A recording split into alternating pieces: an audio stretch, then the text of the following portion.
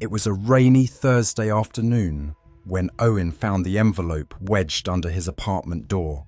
No return address, no name, just his own, written in messy block letters. For a man who lived by routine, by logic and structure, this was the first grain of sand in the gearworks of his life. He stood for several minutes staring at it, fingers twitching, heart pacing in a rhythm that didn't belong to calm or reason.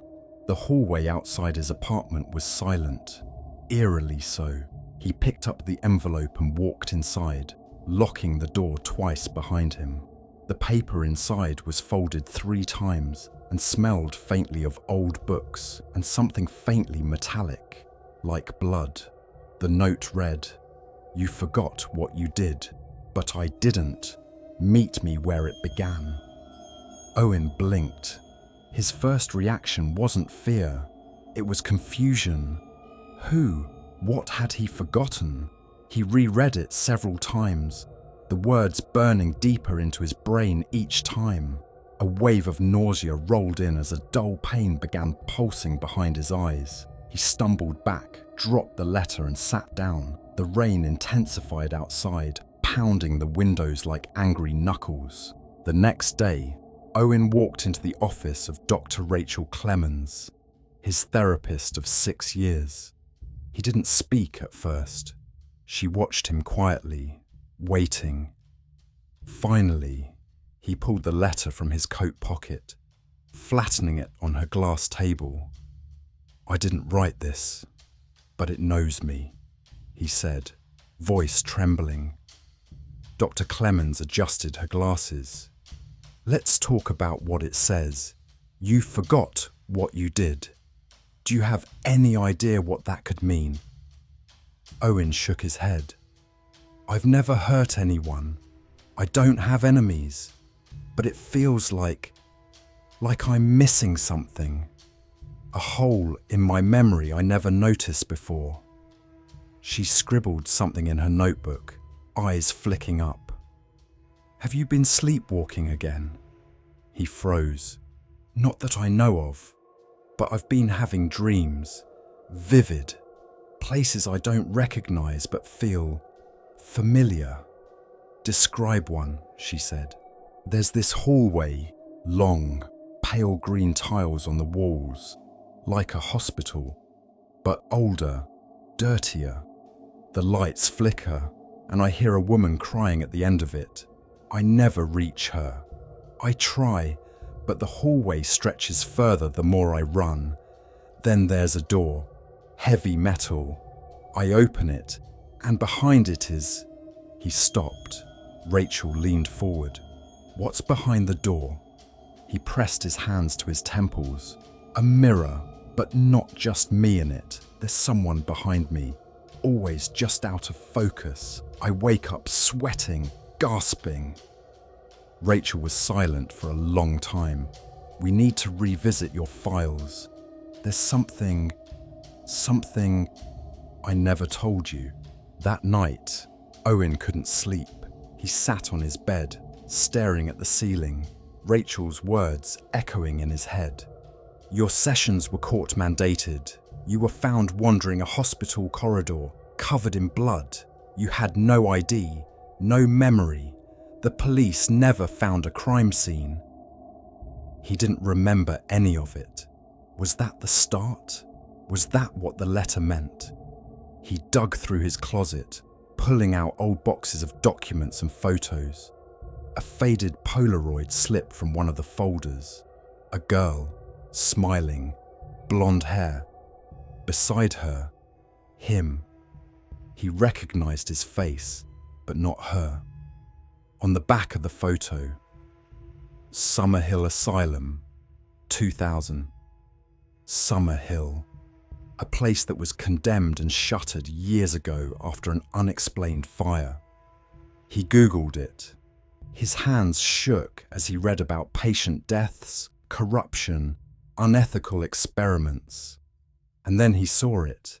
His name listed under Pastse, staff suspected of mental breakdowns.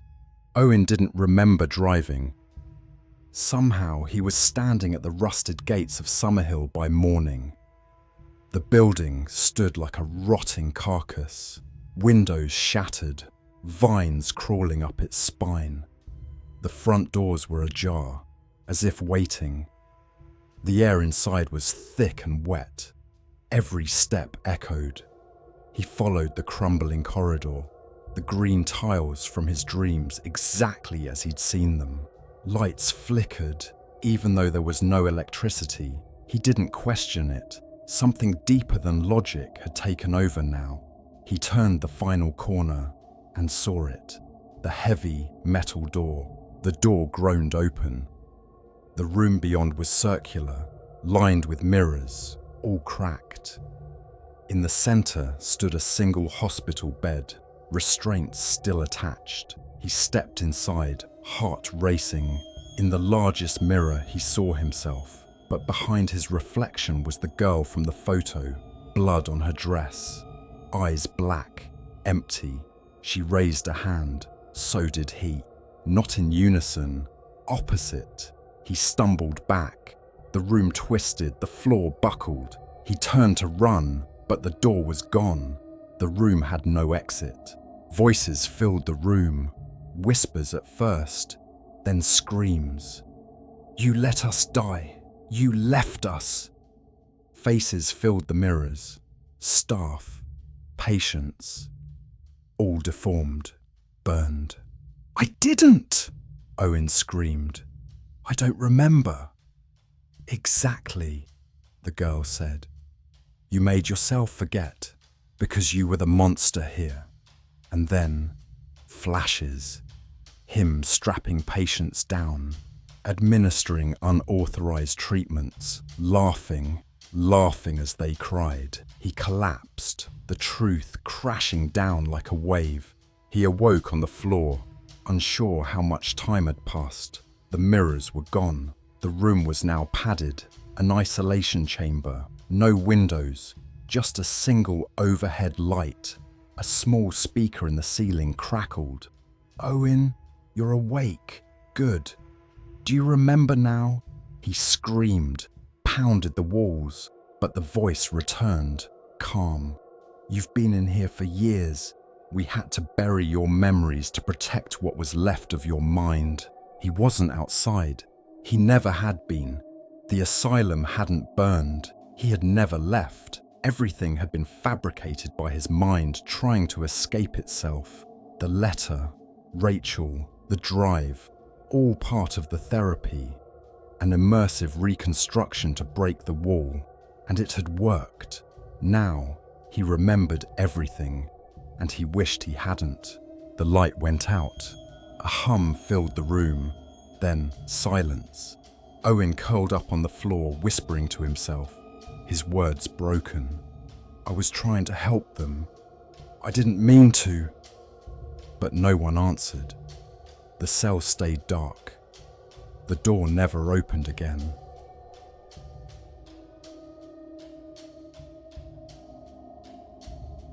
It began with a whisper, not from another person, not from a voice in the hall, but from inside Samuel's own thoughts. It was a Thursday evening when he first noticed it, the faint murmur of something unfamiliar coiled tightly around his own internal dialogue. He was locking up his modest psychotherapy office, the last patient long gone, when the whisper slithered into his mind. "Don't forget the door." His heart jumped.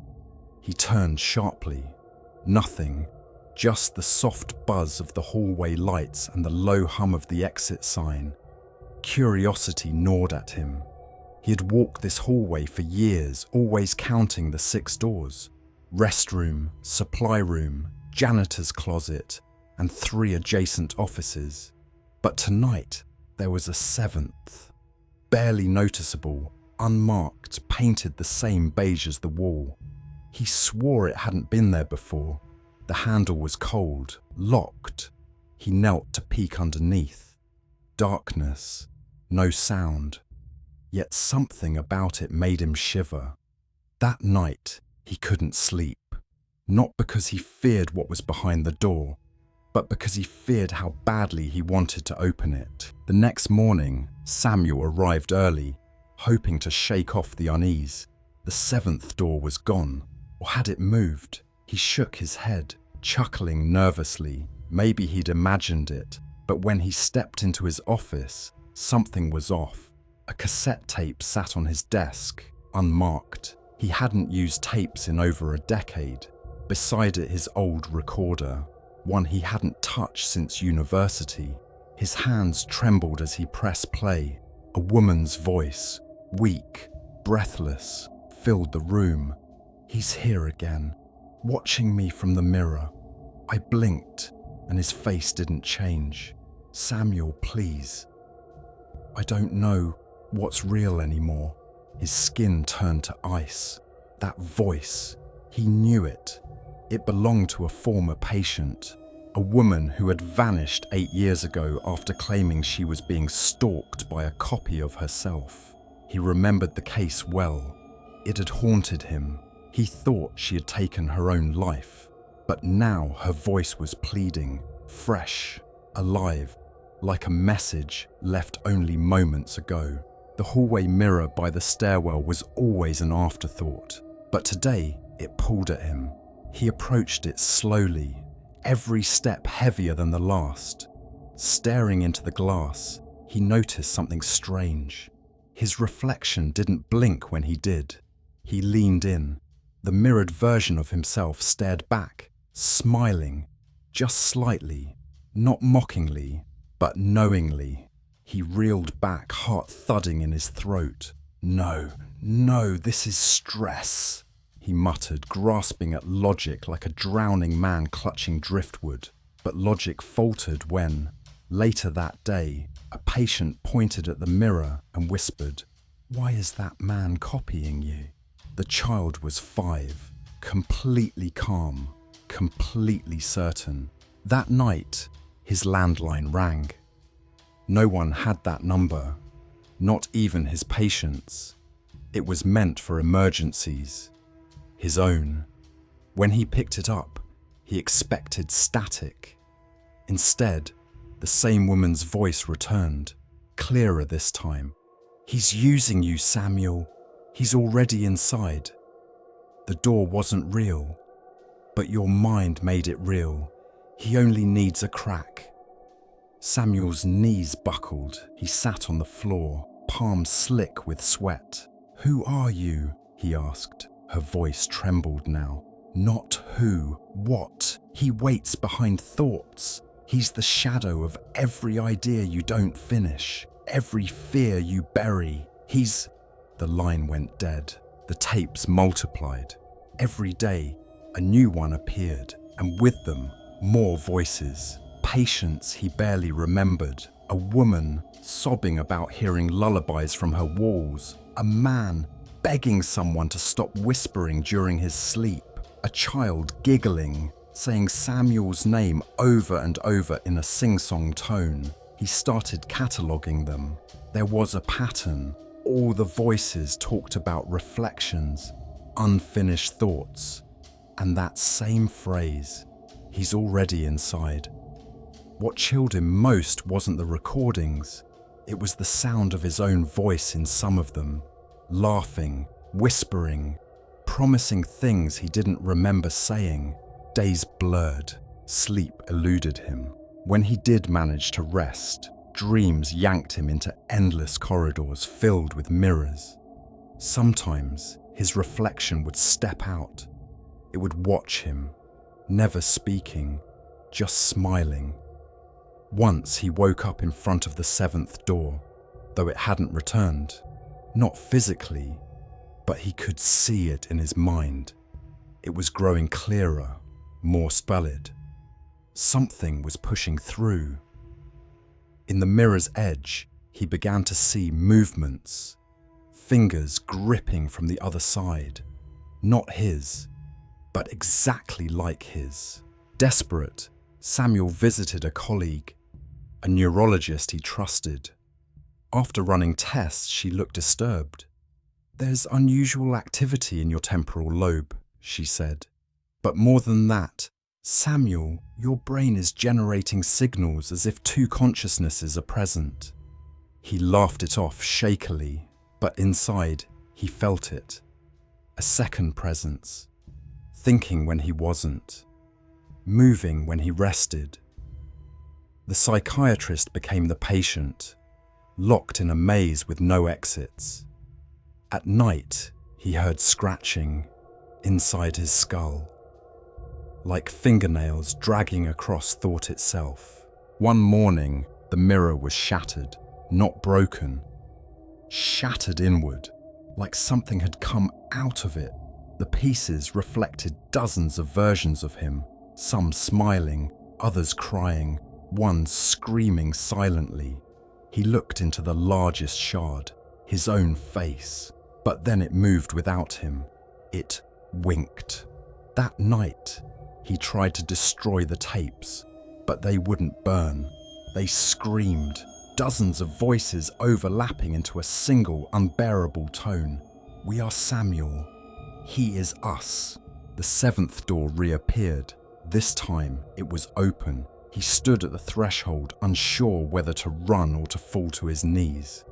A mirror was inside, floor to ceiling, and in its center stood himself, smiling patiently.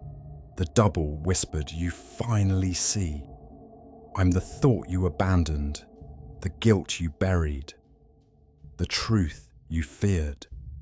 As he stepped forward, their reflections blurred into one. He was found wandering the street days later, clothes torn, eyes unfocused, whispering to no one. In his office, there were no tapes, no seventh door, just dozens of mirrors stacked in every corner. Every reflection smiled, none of them blinked.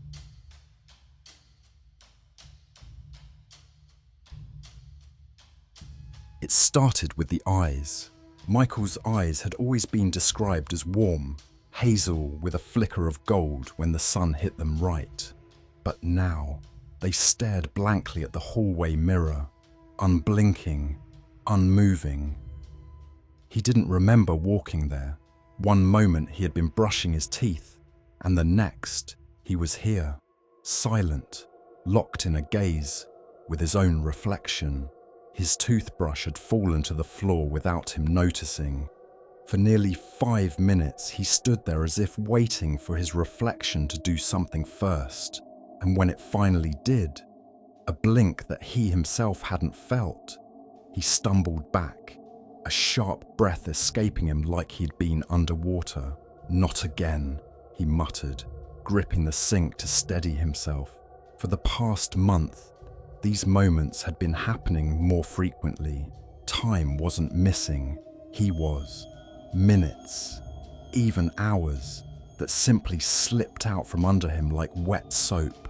He'd find himself in places he didn't remember walking to, holding things he didn't remember picking up. And then there were the sounds, the whispers just beyond the wall, the taps inside the walls of his apartment, always rhythmic, always deliberate. Michael worked as a freelance editor, spending most of his days hunched over manuscripts in his dimly lit apartment.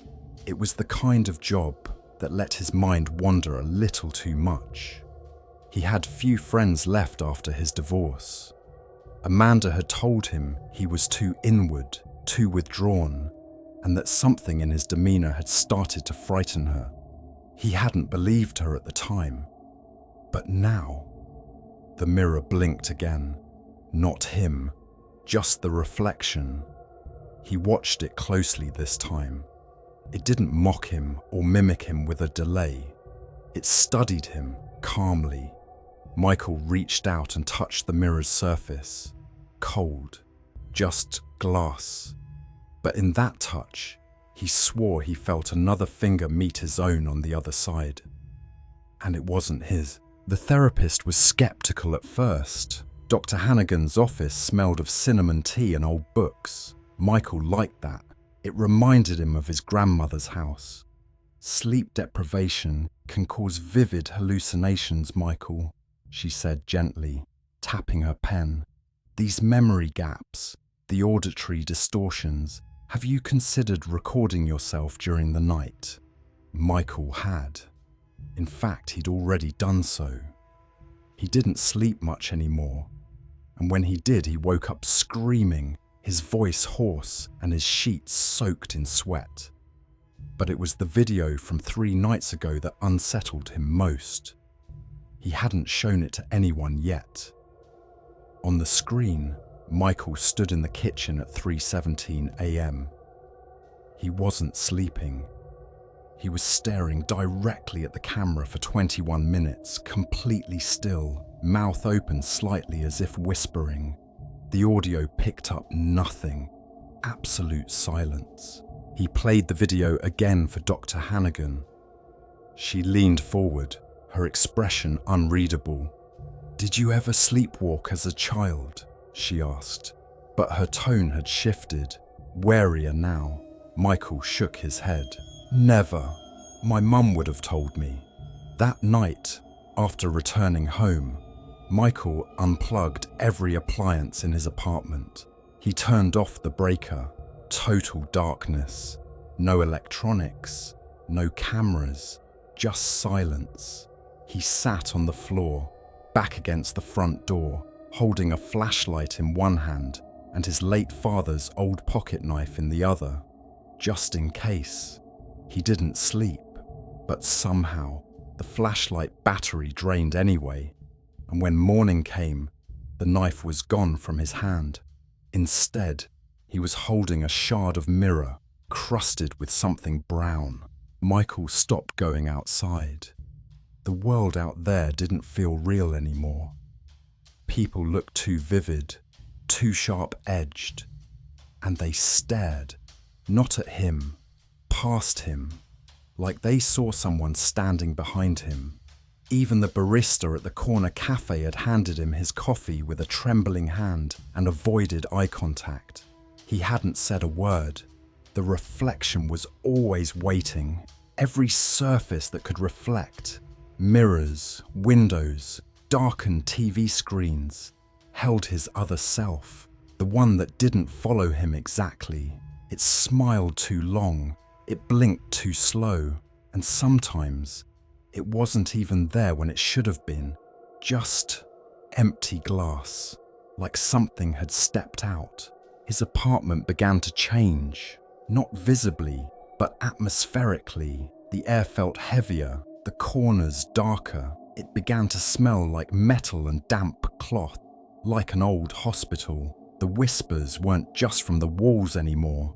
They were inside his head. He knew this wasn't schizophrenia. It didn't feel like madness. It felt like possession. Dr. Hannigan scheduled an emergency in-person session after he left a voicemail of just his breathing. 27 minutes of it. No words, just strained rhythmic breaths. He didn't remember making the call. When he arrived, the receptionist said she never had an appointment under his name. And when he insisted, trembling, she looked up the file. "Dr. Hannigan retired 7 years ago," she said gently. "You might be thinking of someone else."